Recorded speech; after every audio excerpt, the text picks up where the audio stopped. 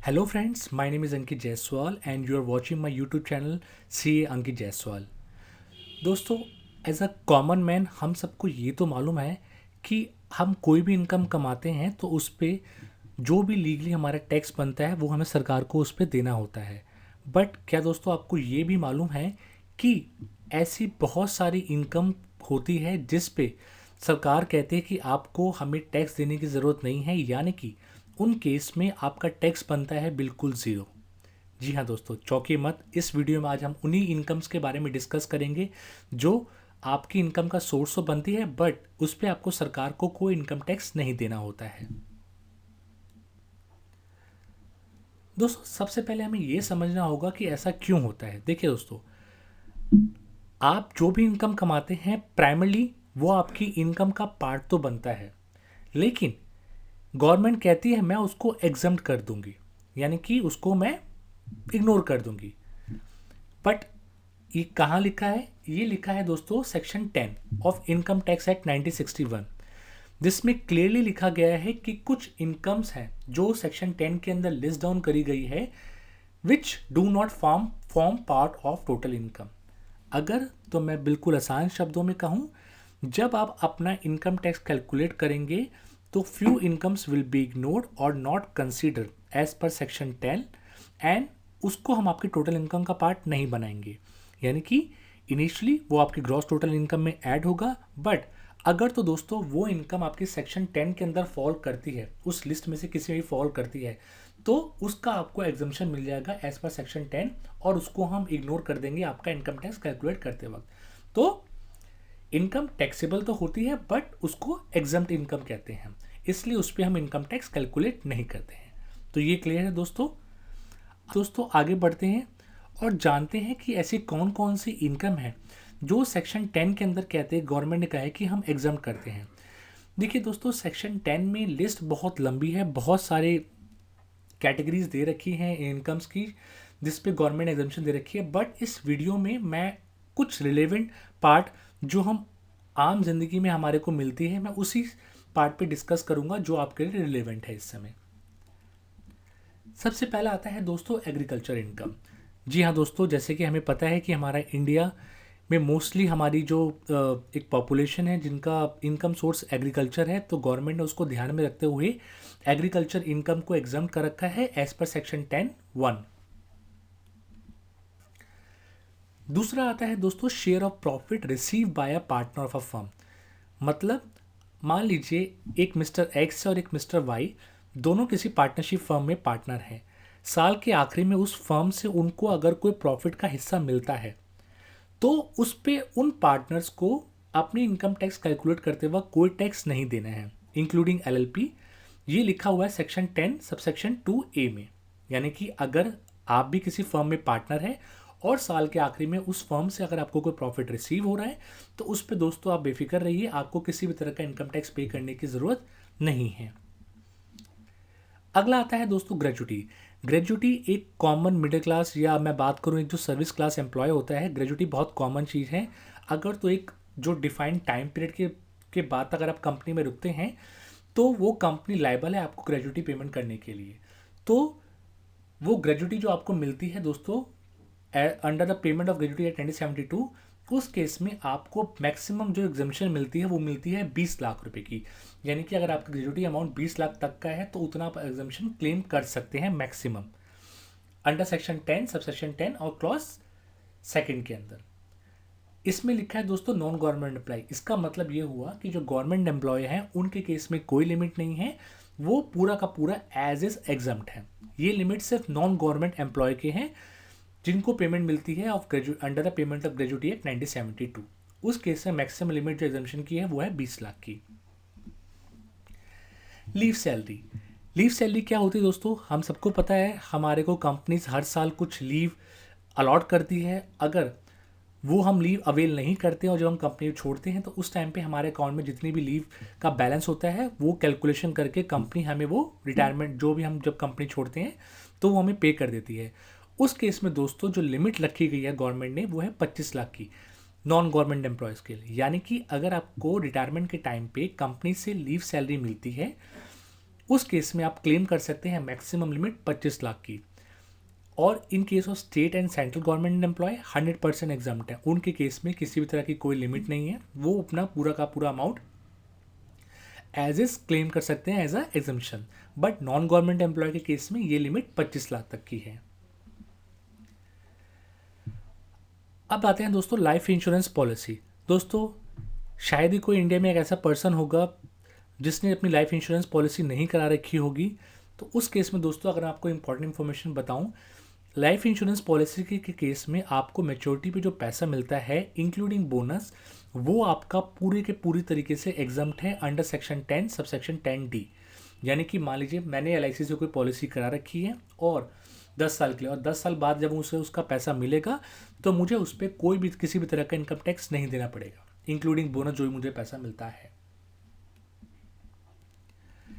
अब आते हैं, बात करते हैं दोस्तों सुकन्या समृद्धि अकाउंट की। दोस्तों ये स्कीम गवर्नमेंट ने लड़कियों के लिए लाई हुई है और इसमें पेरेंट्स अपने बच्ची जो लड़कियां होती हैं उनके लिए अकाउंट में उनके लिए ये अकाउंट खुलवाते हैं। दोस्तों गवर्नमेंट ने इसकी क्रिटिकलिटी को समझते हुए इसका भी जो पैसा पेरेंट्स को मिलता है या उन बच्चों को मिलता है उसको भी पूरी तरीके से एग्जम्प्ट किया हुआ है अंडर सेक्शन 10(11)(a) के अंदर। तो यानी कि अगर आपकी भी आपकी बेटी के लिए आपने अकाउंट खुला रखा है सुकन्या समृद्धि का, तो आप बेफिक्र रहिए, जब वो पैसा आपको उस अकाउंट से मिलेगा आपको उस पर किसी भी तरह का इनकम टैक्स नहीं देना है। PPF यानी कि पब्लिक प्रोविडेंट फंड अकाउंट, जो कि हम जनरली अपनी जो नेशनलाइज बैंक है उसमें अकाउंट खुलता है। और उस केस में जो आपको पैसा दोस्तों मिलता है यानी कि इंटरेस्ट और प्लस मैच्योरिटी पे जो आपको पैसा मिलेगा जो आपने पे किया था, वो पूरे के पूरे तरीके से आपका एग्जम्प्ट है अंडर सेक्शन 10(11) के अंदर। यानी कि जो आपने पब्लिक प्रोविडेंट फंड अकाउंट खुलवा रखा है उसमें जो आपको इंटरेस्ट मिलेगा, यानी कि जैसे PPF अकाउंट 15 साल के लिए खुलता है, 15 साल बाद मान लीजिए दोस्तों आपके अकाउंट में उसमें जो इंटरेस्ट है प्लस जो अमाउंट पड़ा है आपको जो मिलता है उस पर आपको किसी भी तरह का कोई इनकम टैक्स नहीं देना है। तो ये दोस्तों एक आपका एक अच्छा इन्वेस्टमेंट ऑप्शन है जहाँ पे आपको किसी भी तरह का इनकम टैक्स नहीं देना पड़ता है इंक्लूडिंग इंटरेस्ट। स्कॉलरशिप दोस्तों कई बार क्या होती है, गवर्नमेंट्स वगैरह या हमें कई बार कोई एजुकेशन इंस्टीट्यूशन हमें स्कॉलरशिप वगैरह मिलती है बच्चों को। तो जो स्कॉलरशिप दोस्तों हमें मिलती है to meet the cost of our education, उस केस में दोस्तों आपको उस पर किसी भी तरह का इनकम टैक्स नहीं देना और बनता भी लॉजिकल है दोस्तों, क्योंकि वो पैसा हमें मिल रहा है हमारी कॉस्ट ऑफ एजुकेशन को बियर करने के लिए, वो मेरी कोई इनकम नहीं है। तो उस चीज़ को ध्यान में रखते हुए दोस्तों गवर्नमेंट ने इसको अंडर सेक्शन 10 सबसेक्शन 16 एग्जम्प्ट किया हुआ है। और अब आते हैं दोस्तों, किसी भी तरह का आपको कोई अवार्ड या रिवॉर्ड मिलता है चाहे कैश में हो काइंड में हो गवर्नमेंट के द्वारा, तो उस पर भी आपको दोस्तों कोई इनकम टैक्स नहीं देना है। जैसे कि आप देखते हैं जब हमारे देश के खिलाड़ी जब हमारे कोई मेडल जीत के आते हैं, चाहे क्रिकेट का हो चाहे ओलंपिक में हो, तो गवर्नमेंट उनको रिकॉग्नाइज करती है, उनको कैश में अवार्ड देती है, उनको रिवॉर्ड देती है। तो उस केस में उन खिलाड़ियों को उस पर किसी भी तरह का इनकम टैक्स देने की कोई ज़रूरत नहीं है, क्योंकि वो उस पूरी तरीके से एग्जम्प्ट है under section 10 clause subsection 17(a) के अंदर। दोस्तों एग्रीकल्चर इनकम के बारे में कुछ पॉइंट्स आपको ध्यान में रखने चाहिए। सबसे पहला तो ये है कि हमें ये चेक कर लेना चाहिए कि हम जब एग्रीकल्चर इनकम की बात कर रही हैं तो वो एग्रीकल्चर इनकम हमारे डिफाइंड है अंडर सेक्शन 2(1)(a) के अंदर, इनकम टैक्स एक्ट 1961 के अंदर। दूसरा, अगर आपकी कोई एग्रीकल्चर इनकम भी है प्लस नॉन एग्रीकल्चर इनकम भी है, तो उस केस में दोस्तों आपका पार्शियल इंटीग्रेटेड टैक्सेशन लगता है नॉन एग्रीकल्चर इनकम के केस में, क्योंकि आपके यहाँ पे agriculture plus non agriculture income ही है, तो इस केस में आपका पार्शियल इंटीग्रेटेड टैक्सेशन लगता है। दूसरा, इनकम टैक्स ने कुछ रूल प्रिस्क्राइब कर रखे हैं। अगर तो आपकी इनकम होती है टी, कॉफ़ी, रबड़ एसेट्रा से, तो उस केस में गवर्नमेंट दोस्तों गवर्नमेंट ने कुछ रूल्स डिफाइन कर रखे हैं जिसमें वो आपकी उसमें से एग्रीकल्चर और नॉन एग्रीकल्चर इनकम को कैसे बाइफिकेट करना है वो हमें बताते हैं। तो एग्रीकल्चर इनकम के केस में दोस्तों आप लोग ध्यान रखिएगा इन पॉइंट्स को। अब दोस्तों लाइफ इंश्योरेंस पॉलिसी के बारे में जैसे कि मैंने बताया कि उस पर जो हमें पैसा मिलता है वो पूरे तरीके से एग्जम्प्ट होता है, बट उसमें भी दोस्तों कुछ कंडीशन है जो कि हमें बहुत ध्यान से पता होनी चाहिए। उस केस में हमारे सबसे रिलेवेंट हमारे लिए क्या होता है कि हमने वो पॉलिसी कब खरीदी है। अगर तो दोस्तों आपने वो पॉलिसी खरीदी है 31 मार्च या उससे पहले, तो उस केस में आपको जो भी उस पॉलिसी से पैसा मिलेगा, लाइफ इंश्योरेंस पॉलिसी से, वो आपका 100% एग्जम्प्ट है बिना किसी कंडीशन के।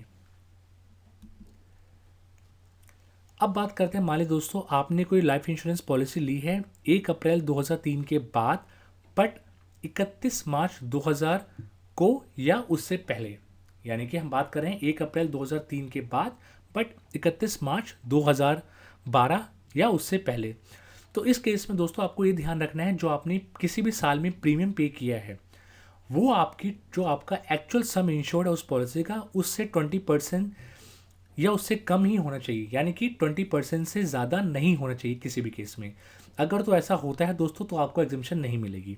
तो हमें क्या ध्यान रखना है, मान लीजिए मैंने एक पॉलिसी ली है LIC से, उसका सम इंश्योर 10 लाख का है और मैं हर साल जो प्रीमियम पे कर रहा हूँ मान लीजिए वो 50,000 या 60,000 का है, तो इस केस में मेरा 20% बनता है 2 लाख, क्योंकि मेरा प्रीमियम 1 साल का उस 2 लाख से कम है, यानी कि 20% से कम है मेरे सम इंश्योर्ड के, तो मुझे टेंशन लेने की कोई ज़रूरत नहीं है। अगर तो आप जो प्रीमियम पे कर रहे हैं वो 20% से ज़्यादा है किसी भी एक साल में जो आपने प्रीमियम पे किया है, तो उस केस में दोस्तों आपको एग्जम्पशन नहीं मिलेगी। अगर तो दोस्तों आपने ये पॉलिसी ली है 1 अप्रैल 2012 या उसके बाद, तो उस केस में 20% की जगह जो लिमिट है वो हो गई है 10% की, यानी कि आपका जो प्रीमियम आप पे करते हैं पूरे एक साल में, किसी भी एक साल में, वो आपके जो एक्चुअल कैपिटल सम इंश्योर्ड होता है उसके 10% से ज़्यादा नहीं होना चाहिए। यानी कि जो मैंने पिछले एग्जाम्पल बताया, मान लीजिए मेरी पॉलिसी 10 लाख का मेरा कैपिटल सम इंश्योर्ड है और मैंने एक साल में जो प्रीमियम पे करता हूँ वो 1 लाख से कम है या 1 लाख तक का है, तो मुझे उसमें कोई टेंशन की बात नहीं है, मुझे 100% एग्जम्पशन मिल जाएगी। अब बात करते हैं दोस्तों यूलिप, यानी कि यूनिट लिंक इंश्योरेंस प्लान। उस केस में दोस्तों क्या है कि अगर आपने यूलिट आपको इश्यू हुआ है ऑन और आफ्टर 1 फरवरी 2021, तो उस केस में दोस्तों आपको ध्यान रखना है जो आप प्रीमियम पे करते हैं किसी भी फाइनेंशियल ईयर में वो 2.5 लाख से ज़्यादा ना हो यूलिप के केस में, नहीं तो दोस्तों आपको एग्जम्पशन नहीं मिलेगी। आज हम बैठे हैं दोस्तों 2024 में। इस केस में मान लीजिए आपने कोई आज की डेट में आप कोई पॉलिसी लेते हैं, तो गवर्नमेंट कहती है अगर आपको कोई पॉलिसी इशू हुई है ऑन और आफ्टर 1 अप्रैल 2023, तो आपको बस ये ध्यान रखना है कि आपका जो प्रीमियम पे कर रहे हैं किसी भी साल में वो 5 लाख से कम होना चाहिए, यानी कि 5 लाख या 5 लाख से कम। अब इसमें कोई सम इंश्योर्ड का परसेंटेज नहीं लगा रही, गवर्नमेंट सिंपली कहती है आप जो प्रीमियम पे कर रहे हैं वो 5 लाख या उससे कम होना चाहिए किसी फाइनेंशियल ईयर में, तो उस केस में आपको 100% एग्जम्पशन मिल जाएगी। अगर तो आप 5 लाख 1 रुपये भी आप अपना प्रीमियम पे करते हैं तो उस केस में एग्जम्पशन खत्म हो जाएगी। और ये कब से एप्लीकेबल है, ये एप्लीकेबल है with effect from assessment year 24-25 से, यानी कि इसी साल से दोस्तों। तो आपको ये लाइफ इंश्योरेंस पॉलिसी खरीदते वक्त इस चीज़ का ध्यान रखना है कि अगर तो आपको मैच्योरिटी पे वो एग्जम्पशन क्लेम करनी है तो आप जो प्रीमियम पे कर रहे हैं वो लिमिट के अंदर होना चाहिए। एक इम्पॉर्टेंट चीज़ इसमें दोस्तों ये आती है कि मान लीजिए किसी पर्सन की किसी न कारण से कोई डेथ हो जाती है, तो उस केस में जो भी पैसा उसकी फैमिली मेम्बर को मिलता है वो पूरी तरीके से एग्जम्प्ट है बिना किसी कंडीशन की, चाहे उस केस में आपने प्रीमियम कितना ही पे किया हो, उस केस में आपको दोस्तों जो फैमिली को पैसा मिलेगा वो पूरी तरीके से एग्जम्प्ट है। तो उस केस में आपको टेंशन लेने की कोई बात नहीं है, उसमें चाहे आपने प्रीमियम ज़्यादा पे किया हो या कितना ही पे किया हो, बट वो आपका 100% एग्जम्प्ट है, but the condition is on the death of the person. तो ये एक कंडीशन है दोस्तों, तो ध्यान रखना है आपको। दूसरा कुछ यहाँ पे मैंने इंपॉर्टेंट नोट डाला है, जैसे कि आप जो प्रीमियम वैल्यू जो प्रीमियम की है जो कैलकुलेट करते वक्त, और over the sum assured which is covered under a policy shall not be taken into account, यानी कि कैपिटल सम इंश्योर्ड कैलकुलेट करते वक्त जो आपको बोनस अमाउंट मिला है आप उसको कंसीडर नहीं करेंगे, यानी कि सिर्फ आपका जो कैपिटल एक्चुअल कैपिटल सम इंश्योर्ड जो आपकी पॉलिसी में लिखा है आप उसी को कंसीडर करेंगे अपना प्रीमियम का परसेंटेज कैलकुलेट करने के लिए।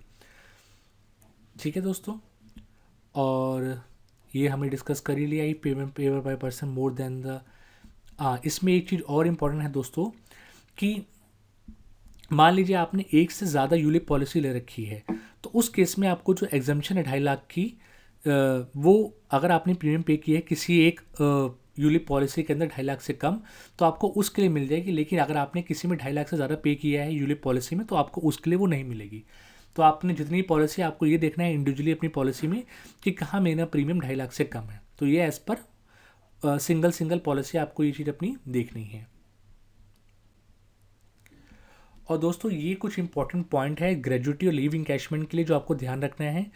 जो मैंने वहाँ पे बताया था कि आपको ग्रेजुएटी केस में 20 लाख की लिमिट है, लेकिन ग्रेजुएटी के केस में आपको कैलकुलेट करना है ये 3 अमाउंट, जैसे कि आपको दे रखा है 15 days salary into year of service, maximum amount 20 lakh और ग्रेजुएटी एक्चुअल रिसीव।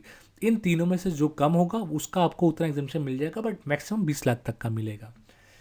सेम भी दोस्तों लीव इनकैशमेंट के केस में भी ये कुछ कैलकुलेशन दे रखी है, यानी कि आपको इन चारों में से लोअर देखना है सबसे कम क्या आता है, बट मैक्सिमम आपको 25 लाख तक की एग्जाम्पशन मिल जाएगी। तो ग्रेजुएट लीव इनकैशमेंट के टाइम में आप लोग इस चीज़ को ध्यान रखिएगा कि आपका जो भी लोअर आता है एज पर दिस कंडीशन वो आपको एग्जाम्पशन मिल जाएगा, बट मैक्सिमम लिमिट है उससे ऊपर नहीं मिलेगा आपको। तो उम्मीद करता हूँ दोस्तों आज की इस वीडियो में हमने कुछ सीखा होगा और हमने जाना होगा कि कौन सी ऐसी इनकम है जिसमें हमें इनकम टैक्स नहीं देना पड़ता। और अगली बार जब आप अपने किसी कंसल्टेंट या सीए के पास जाते हैं और आपको उस साल में कोई इनकम मिलती है तो आप उनको कह सकते हैं, वैसे उनको भी पता होता है ये, बट आप उनको बता सकते हैं कि इस साल ये मेरी इनकम है, ताकि वो एग्जाम्प्ट होने के बावजूद भी आपकी वो इनकम टैक्स में रिपोर्ट कर सके कि हाँ ये इनकम आपको उस साल मिली है, बट क्योंकि एग्जाम्प्ट है इसलिए आपको इस पर कोई इनकम टैक्स नहीं देना पड़ रहा है। तो उम्मीद करता हूँ दोस्तों आपको मेरी वीडियो पसंद आई होगी। अगर आपको मेरी ये वीडियो पसंद आई होगी तो please subscribe my channel if you are new on my channel, and please don't forget to press the bell icon, ताकि आप मेरी जो लेटेस्ट वीडियो है वो आपको मिलती रहे। थैंक यू सो मच दोस्तों।